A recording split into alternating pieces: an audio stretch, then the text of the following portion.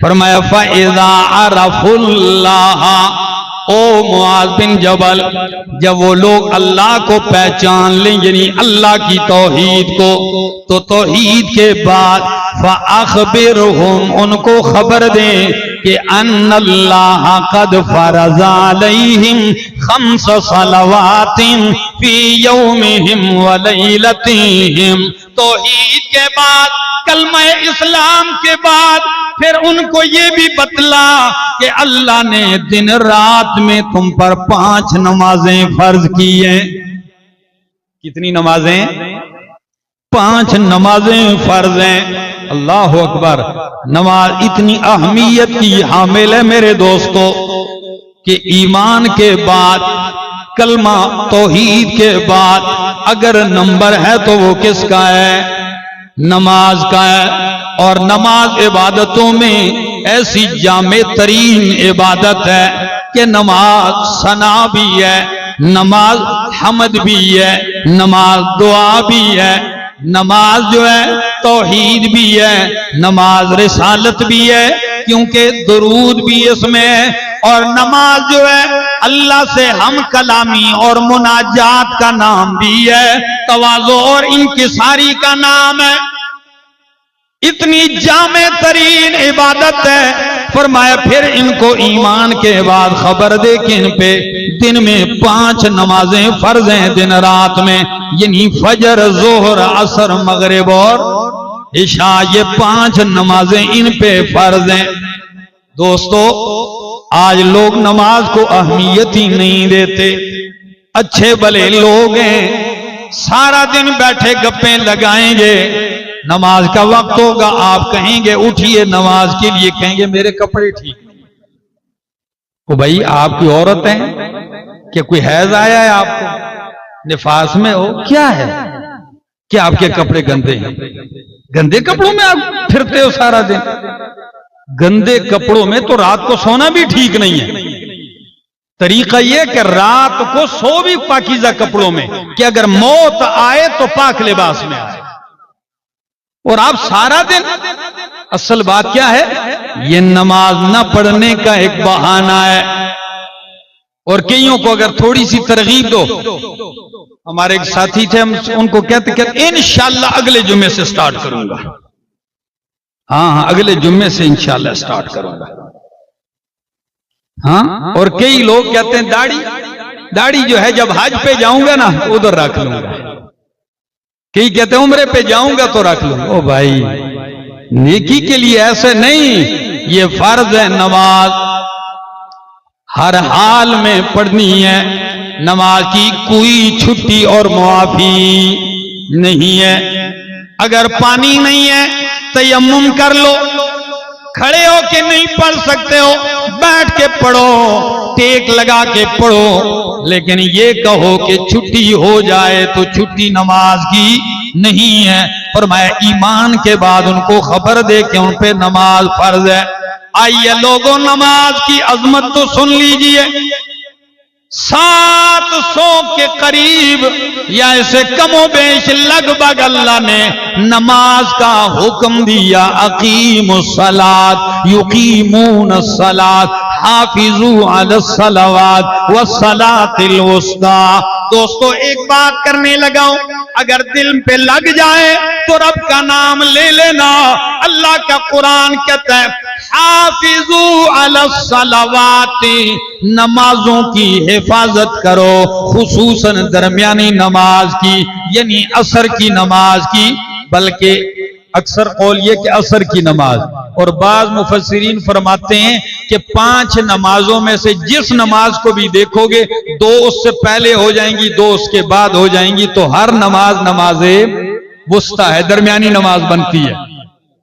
لیکن لفظ میں جو سمجھانا چاہتا ہوں نکتہ، فرمایا حافظوا علی الصلوات، نمازوں کی حفاظت کرو۔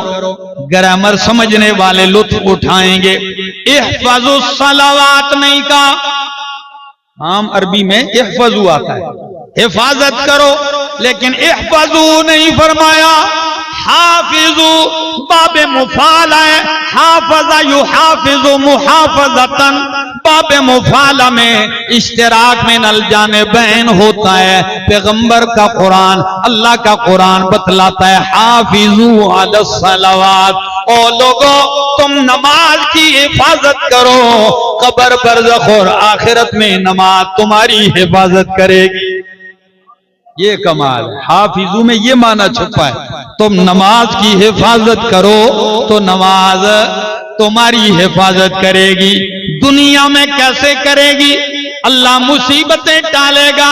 استعینوا بالصبر والصلاۃ، صبر اور نماز کے ذریعے اللہ کی مدد حاصل کرو تو اللہ کی مدد شامل حال ہوگی. تو گویا نماز حفاظت کا سبب ہے. اور دوسری بات کہ ان الصلاۃ تنہا عن الفحشاء والمنکر، نماز بے حیائی اور برائی سے روکتی ہے. جب نماز کی پابندی کرو گے نماز تمہیں تمہارے گناہوں سے تمہیں بچائے گی. تو فرمایا معاذ بن جبل جاؤ گے، پہلے ایمان توحید کی دعوت، پھر اس کے بعد نماز کی دعوت دینا. میرے سننے والوں آئیے ذرا حدیث سن لیجئے. نماز کیا ہے؟ جب آپ وضو کرتے ہیں، ترمذی کی حدیث ہے، عن النبی صلی اللہ علیہ وسلم قال، نبی علیہ السلام نے فرمایا ما منکم من احد یتوضأ فیسبغ الوضوء، تم میں سے جو کوئی بھی وضو کرے فیسبغ الوضوء، پھر پوری طرح وضو کرے، اس میں کمی کوتاہی نہ آنے دے. اور وضو کر لینے کے بعد ثم یقول، پھر وضو کے بعد کہے اشہد اللہ الہ الا اللہ وحدہ لا شریک لہ واشہد ان محمدا عبدہ ورسولہ اللہم اجعلنی من التوابین واجعلنی من المتطہرین. جب یہ دعا پڑھتا ہے وضو کے بعد تو نبی علیہ السلام نے فرمایا الا فتحت لہ الابواب الجنت الثمانیہ، اس کے لیے جنت کے 8 دروازے کھول دیے جاتے ہیں. یدخل من ایہا شاء، جنت میں جس دروازے سے اس کا دل چاہے داخل ہوگا. وضو کیا، یہ کلمات پڑھے تو وضو میں اتنا اجر مل گیا. اب ذرا آگے چلتے جائیے. آپ آ گئے، اللہ اکبر کہہ کے آپ نے ہاتھ باندھا. ایک حدیث اور سن لو ذرا، لطف دوبالا ہو جائے. متفق علیہ حدیث ہے. نبی علیہ السلام نے فرمایا او میرے ساتھیو، لو ان نہرن بباب احدکم، اگر تم میں سے کسی آدمی کے گیٹ دروازے کے باہر نہر بہ رہی ہو، شفاف پانی ہو، اور دن میں وہ 5 مرتبہ جا کے غسل کرتا ہے، بتاؤ کیا اس کے وجود پر میل کچیل باقی رہے گا؟ صحابہ کرام نے فرمایا اللہ، اگر دن میں 5 مرتبہ غسل کرے بندہ گیٹ کے سامنے نہر میں تو کوئی میل کچیل نہیں رہے گا. فرمایا یہی مثال 5 نمازوں کی ہے. جو بندہ 5 نمازیں پڑھتا ہے تو جس طرح 5 مرتبہ غسل والے کی وجود پہ میل نہیں رہتا، اسی طرح 5 نمازیں پڑھنے والے کی وجود پہ گناہ کا نشان نہیں رہتا. اللہ اس کے گناہوں کو مٹا دیتا ہے. دوستو نماز کوئی معمولی چیز نہیں ہے، بہت اہم عبادت ہے. اور ذرا اجر بھی سنتے جائیے نا تاکہ آپ کو پتہ چلے نماز کا اجر کیا ہے. اللہ کے پاک پیغمبر صلی اللہ تعالی علیہ وسلم فرماتے ہیں ما من عبد یسجد للہ سجدۃ، ما من عبد یسجد للہ سجدۃ الا کتب اللہ لہ بها حسنۃ ومحا عنہ بها سیئۃ ورفع لہ بها درجۃ. ابن ماجہ صحیح حدیث ہے. فرمایا جب بھی کوئی بندہ سجدہ کرتا ہے، کیا کرتا ہے؟ اگر میری زندگی نے وفا کی انشاءاللہ موقع ملا تو میں کبھی صرف اور صرف سجدے پہ بیان کروں گا۔ فرمایا جب کوئی بندہ سجدہ کرتا ہے تو فرمایا اِلَّا كَتَبَ اللَّهُ لَهُ بِهَا حَسَنَةً، اللہ اس ایک سجدے کے بدلے میں اس کے لیے نیکی لکھ دیتے ہیں۔ وَمَحَا اللہ وَمَحَا عَنْهُ، اور اللہ اس ایک سجدے کی وجہ سے اس کا ایک گناہ مٹا دیتے ہیں۔ وَرَفَعَ لَهُ بِهَا دَرَجَةً، اور اس سجدے کی وجہ سے اللہ اس کا ایک درجہ بلند کر دیتے ہیں۔ صرف ایک سجدے میں کتنا کمال ہے، گناہ مٹتا ہے، نیکی لکھی جاتی ہے، درجہ بلند ہوتا ہے۔ دوستو غور تو کرو نا، ابن ماجہ کے بعد اب یہ دوسری حدیث پڑھنے لگا ہوں ذرا، یہ بھی بہت عجیب حدیث ہے۔ حضرت جبیر ابن نفیر فرماتے ہیں کہ عبداللہ ابن عمر رضی اللہ تعالیٰ عنہ نے ایک جوان کو نماز پڑھتے دیکھا۔ عبداللہ بن عمر نے ایک جوان کو نماز پڑھتے دیکھا۔ جب اسے دیکھا کہ وہ نماز لمبی کر رہا ہے، قد اطال صلاتہ، اس نے اپنی نماز لمبی کی، کھڑا ہے دیر سے، لمبی نماز کر رہا ہے۔ وَأَطْنَبَ فِيهَا، تو عبداللہ ابن عمر نے کسی سے کہا اس لڑکے کو کوئی پہچانتا ہے اس جوان کو؟ تو حاضرین میں سے ایک آدمی نے کہا انا، میں جانتا ہوں۔ آپ نے اگلی بات فرمایا اگر میں اس کو جانتا، میں اس کو پہچانتا تو میں اس کو حکم دیتا، میں اسے حکم دیتا کہ وہ رکوع اور سجدہ لمبا کرے۔ اگر میں اس کو جانتا تو میں کیا حکم دیتا؟ ان یطیل الرکوع والسجود، کہ یہ رکوع اور سجدہ لمبا کرے۔ کیوں؟ اس لیے سمعت النبی صلی اللہ علیہ وسلم، میں نے امام کائنات محمد الرسول اللہ صلی اللہ تعالی علیہ وسلم سے سنا یقول، وہ فرماتے ہیں ان العبد اذا قام یصلی، جب بندہ کھڑا ہوتا ہے نماز کے لیے تو اس کے سارے گناہ اُتِیَ بِذُنُوبِهِ كُلِّهَا، اس کے سارے گناہ اکٹھے کر کے جمع کر کے اس کے سر اور اس کے کاندھوں پہ رکھ دیے جاتے ہیں۔